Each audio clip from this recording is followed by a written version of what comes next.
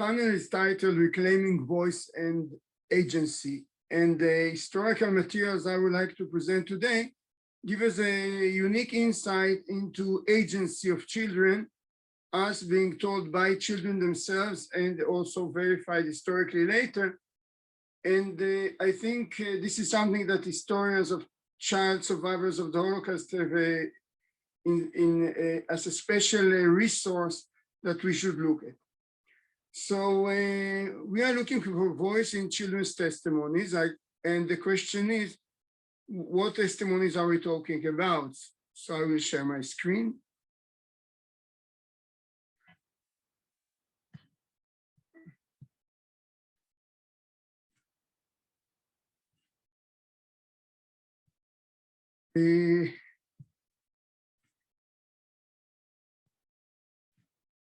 Yes, Witnessing Murder and Genocide, the early testimonies of Holocaust child survivors.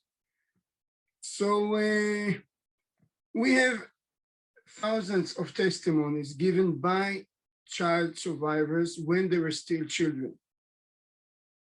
And I'm looking specifically at this. We have also tens of thousands of testimonies given by child survivors later on. And maybe I will relate to that. But the unique resource I'm talking about are testimonies collected from the children while they were still children or teenagers. That means what I will present today are testimonies collected right after the Holocaust, 1945 or 1946. These testimonies were collected in all sorts of ways. They were either done by interviews or done by essays, asking the children to write essays. Now, of course, as is obvious from what I'm saying, is that these testimonies have been mediated by adults in some way, either in the way of instructions for an essay or for questions in an interview or in the transcribing of the interview. We are not talking recording machines here, we're talking written materials. So since we are talking about this, we are talking about having an adult hand in this fight. The adults are here, but still these are materials given by children when they were children. And they are describing their fate during the war. Now, the interesting thing is that there's the fact that these testimonies are collected shows how much interest was in these testimonies, as the fact that we have, by 1947, anthologies coming out of children's testimonies. This one is an anthology from Buenos Aires, which was the Yiddish capital, printing capital after the demise of East European Jewry. We have this book from Tel Aviv in 1947. This is a journal published in the DP camps, which has an essay by a child in each one of its issues. We have anthologies in Poland. We have anthologies already in early 46 in Krakow in Poland. This is obvious that there was great interest in what the children were saying. And actually by 1945, there's already an instruction manual on how to take a testimony from a child, which is amazing, about which I will not speak today. But I will talk about the goals of this project for a minute. This was done in post-war Poland. There's a Yiddish version and a Polish version. They're the same. There are several goals for this questionnaire, this manual of interviewing children, but I will talk about two of them. One is to show the courage and resourcefulness of Jewish youth, to show their strength to resist, as well as their acts of fighting, which to a certain degree ruined Nazi plans. In fact, the children that remained are the object of and who are the object of our research are a demonstration of this. Now, this is what Mona Gleason calls an agency trap. It's obvious that you have to show the agency in these testimonies. And we want to show how special our surviving children are. I think this is something we have to take in mind when we look at these materials. Yet, while the manual was published in an organized setting, testimonies were taken on an ad hoc basis all over by teachers, by community activists, survivors. So actually, I don't think everyone thought about all the instructions of the manuals. It was obvious that the story of the children had to be told, and this was done.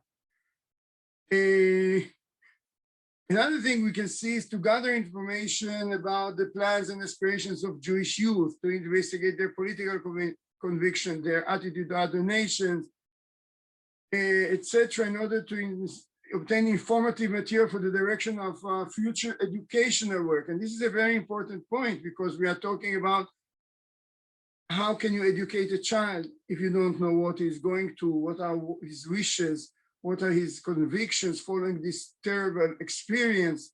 So there is an understanding that you have to hear the child. And the last thing, which is here, I mentioned in one word, is about, because we'll meet it again, is about the attitude of the surrounding society towards the Jews. The children are the litmus test of the surrounding society attitude toward Jews, because you can't say that they are guilty of something and they are innocent, and therefore we can expect the surrounding society to do what it can to help them, and we will see this is more complicated. But this was a burning issue for post-Holocaust Polish Jews, and by the way, it's a burning issue today in the Polish government's attempts to retell the story of the Holocaust and the post-Holocaust days. I will talk about I'll give three examples of testimonies. I must say that it was hard to choose, and I decided to start from the most dramatic ones. I mean, they're all dramatic, but a one that is obviously about survival and the survival abilities of children, and so therefore stressing agency in the regular way we would see agency. The background story here is that Rosia Pintsevka's family was hiding in Polaniec, a village. They were hidden by Bucek and his brother, Václav. They were hidden for 2 years almost. But as the German army retreated, the brothers were probably worried that the retreating German army will find the children there, the family they're hiding. They hid for the family who survived until this moment is a mother and 2 little children. They decided to kill them. They told them they are moving them to a new hideout, took them to the field near the river, and it became very obvious that they are going to shoot. And this is what she tells of the story. We have this in another version, and she also recounted it in the 80s. I jumped first out of the carriage and began to flee into the woods. Bucek's brother ran after me and shot. After that, he caught up with me and grabbed my hand. I pulled his rifle because he was aiming at me. It's probably they weren't very militarily trained, these two brothers, luckily. He was aiming at me. I begged for my life, but he insisted. Václav approached. I took the rifle from his brother, and in front of my eyes, shot my little brother. It was a moonlit night. I started screaming terribly, but he wanted to kill me. I ran away, fell into the water, crossed into the other side of the creek, and saw I was saved. I heard 2 more shots. My mother shouted, "Help!" Then all was quiet. I walked in the dark for a long time. I waited for dawn, completely wet, shivering, hungry. I went in some sort of cabin, and I said I was a Polish girl from Warsaw.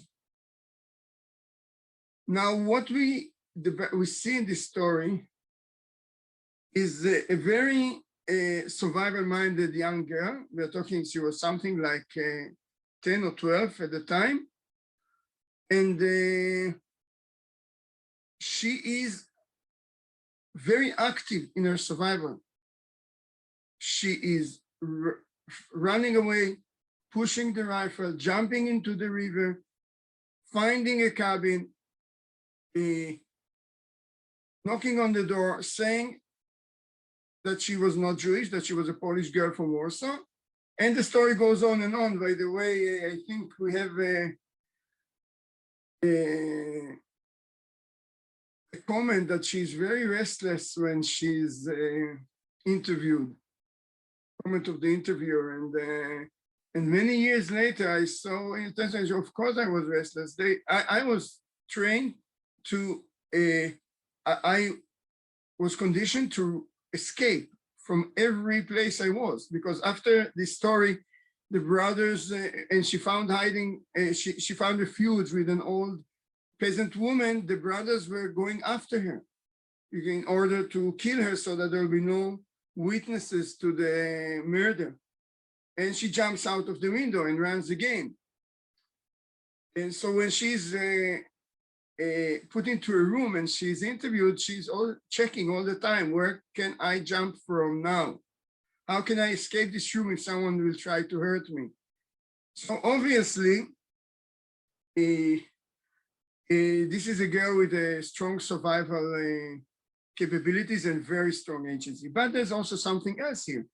The survival until this moment was by the help of these Polish brothers, and her survival after that was adults, and survival and with their mother who negotiated, and father originally who negotiated this, and later on her survival is contingent on other adults. So this is not a binary option. This is a very clear case where agency is not opposite the adults, but you actually need the adults to survive. We have other examples. This is Genia Schultz of Podhadze. There was a typhus epidemic in the ghetto. The Germans used to come and visit. Whoever was sick was shot in bed. I was very frightened because a lot of the people in my family were sick, including my mother and father. So when she saw that my mother was fading away from hunger, so I jumped out of the ghetto to buy something. I had already done my shopping, but on the way, my former Ukrainian schoolmates recognized me. They beat me till I bled. However, I didn't let go of the bread because I knew that I could save my mother with this. I went home bleeding, came home bleeding, and gave my mother something to ease her hunger. Now, this is interesting again, because we also see something which is very typical in such testimonies, the inversion of roles, where the child takes the responsibility to feed the parents and or help them survive, and not as is in the regular world. The third girl I will talk about is a Freja student. You'll see a photo in a minute. She has tested, we have from her two testimonies from 46 and 47. I'm taking a snapshot here. They were caught. They were wandering, the mother and the girl, between the villages, and they were caught by the Germans, and they are put in a van and taken to a police station. And on the way, my mother, now what you see is the short testimony on the left and the more wider one on the right.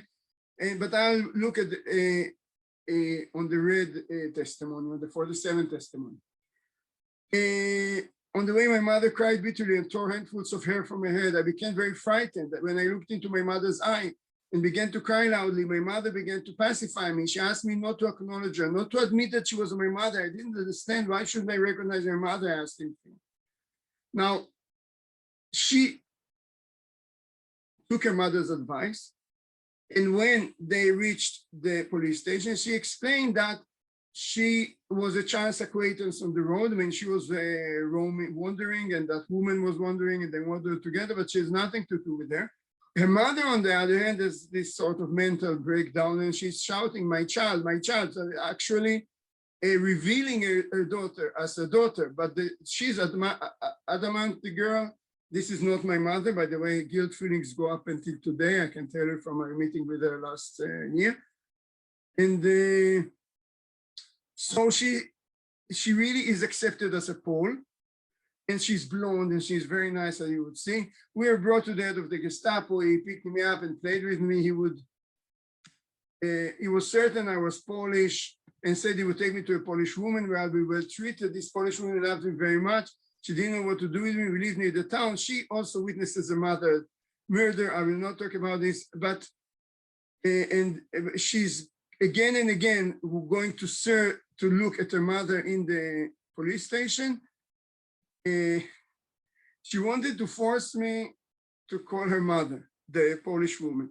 I couldn't agree to call a strange woman by my mother's holy name. She frightened me with threats, but I didn't agree. After I'd been there a short while, some men came and said I was being sent to a convent.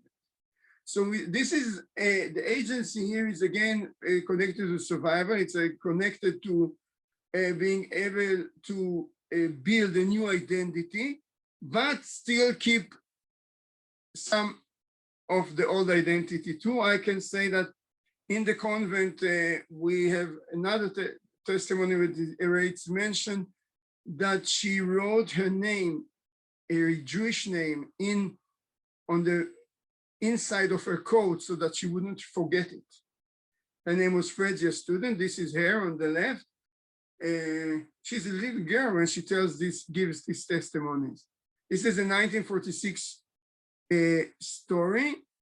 In 1946 photo, she's 11-year old in this photo. That means the events we're talking about were when she was 9 or 8 even.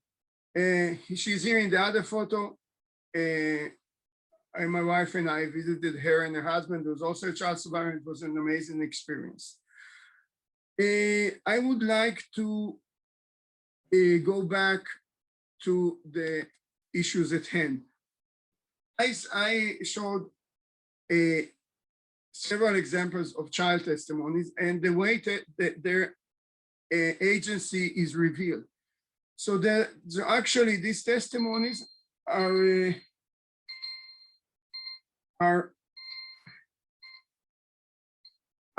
very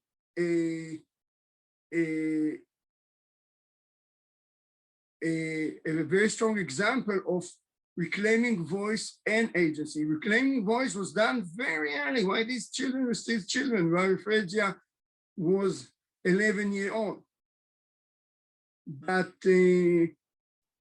when we look at them today, we see that these are reclaiming agencies. We can understand why the people who wrote the manual for taking testimonies were enthralled by these children's agency and their ability to survive. Of course, we should never forget that it is always in an adult's world. These children are surviving in an adult world, and their survival in most cases is contingent upon adults. Still, they have an agency, which is not only in the way they navigate the system as we see after the war, but also in the way they navigate life during this terrible genocide. Thank you.